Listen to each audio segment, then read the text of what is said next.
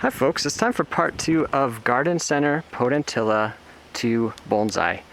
Today I'm going to work on the roots of this potentilla and then plant it in the ground. Alright, so I'm going to take this out of the pot. And in part 1, all I did was, this had multiple trunks, and I pruned it down to one trunk. Because I wanted all the energy of the plant, all this growth to go into making that one trunk bigger. And often when you get these at garden centers, they're multiple trunks, and you can make, a clump style thing with them. But I want a single trunk. And my inspiration actually for this tree now, I got it actually after I bought it. I was in Glacier National Park, and I saw Potentilla on the Continental Divide. And I saw this one little Potentilla plant struggling for life. It was tilted sideways. I took a picture. I'll put that up on the screen. But that's what I think I'm gonna go for with this plant. Also, my first video I explained. I'll show a picture of my other potentilla too, or some video, where I did this exact process where I took a really simple garden center plant, very not a huge trunk, but yet had an interesting trunk line. And this summer, this spring, I should say, I finally potted it in a bonsai pot, and I'll show that one. I call it my Harry Potter Whomping Willow potentilla. Anyway, so I pruned it down to just this one trunk in part 1, and then just left it in this pot and let it grow. And so what I could do now, and you'll see what I'm doing, I got a bunch of sprouts at the base. So these really want to clump, very much like quince or many other shrubs. They want to send out multiple stems. But I'm going to just keep it to the one. So I am pruning off these. I actually did this earlier this year too, a couple times. It just continually sends out suckers and shoots. Anyway, so what I could do with this today is I simply could take this and plop it in the ground. And it's early October, and I want to do this sooner than later. I kind of want to do it actually maybe a couple weeks ago, but I just haven't gotten around to it. And I could totally do that.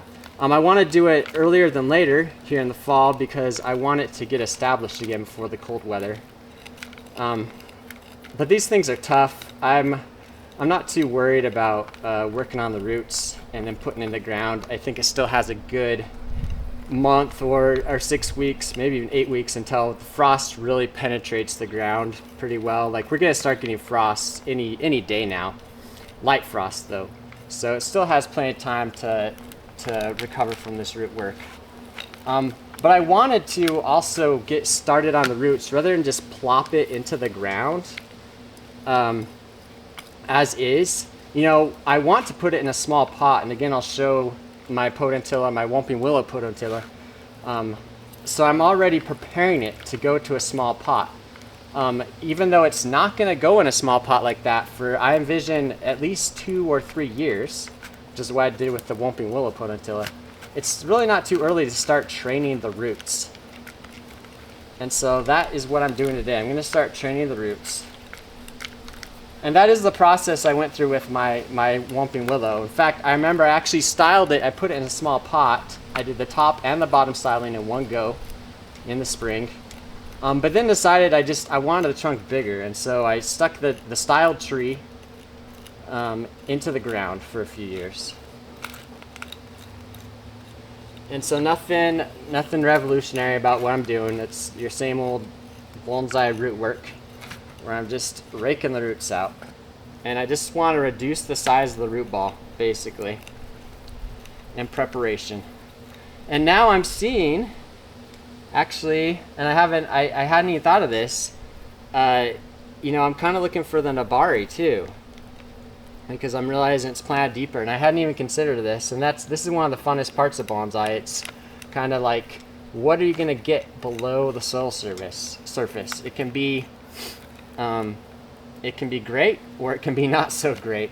And I'm seeing now, this is actually kind of, these roots are higher up on the trunk, and so the base of the tree might be further down here than this sucker portion. Anyway, so that's the plan. Pretty simple. And unfortunately, I think part 3 of Potentilla, you know, you might have to wait for a couple years. If I had a lot of foresight, I would have started this a few years ago and then put it all out in one video. That'd be a really good video. Maybe I will do that, actually. That's what's kind of neat about making all this footage. I can reuse it. And so yeah, maybe in 3 years I'll have a really neat video where I compact the process, 3-year, 4-year process into one, you know, 5 to 10 minute video. But the base looks great. I'm actually pretty excited. Maybe I'll zoom up on it and show you what I see. But yeah, it's looking actually pretty encouraging. And I think I can recreate the Potentilla that I saw on the Continental Divide with this plant. So, pretty encouraging. So I'm just going to keep doing this, and I'll show you the final result for sure.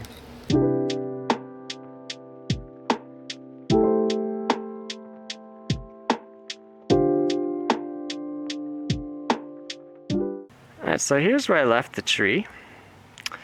And I didn't actually take scissors to the root ball at all, but I did effectively prune the root ball, just ripping through these fine roots. And these Potentilla have a lot of fibrous roots, and it didn't really have any major big roots, so it's quite easy root work. And I was happy to uncover the base. That has like some nice subtle movement at the base, and there was no reverse taper. That being said, I was concerned about reverse taper developing. So right here, about an inch above the new soil line, that's where all those little suckers were coming from. And there's a branch, and it's kind of this unsightly bulge on the tree. So I ripped that off, and I damaged the trunk quite a bit. I'm not concerned about the health of the tree. I think it'll be fine.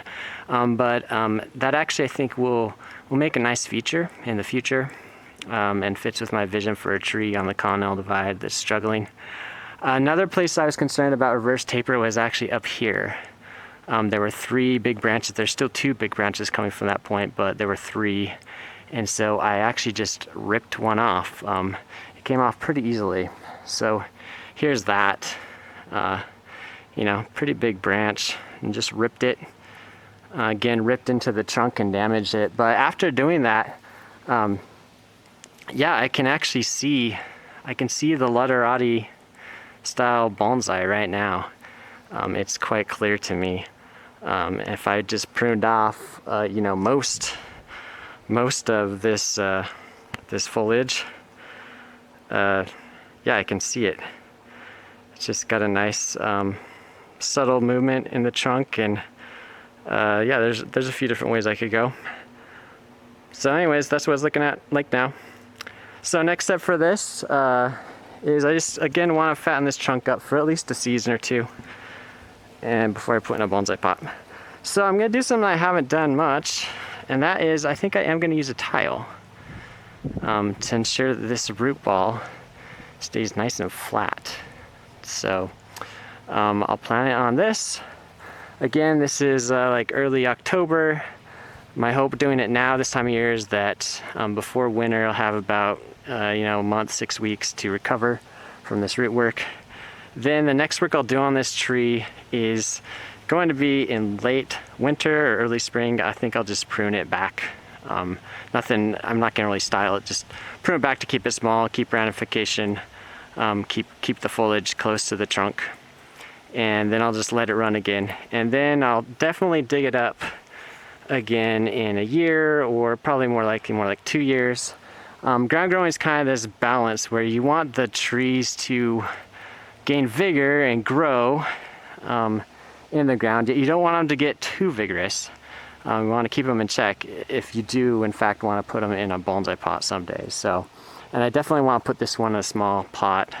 Yeah, I can really see the literati starting to take shape on this tree. So actually pretty excited about it, pretty pleased with it.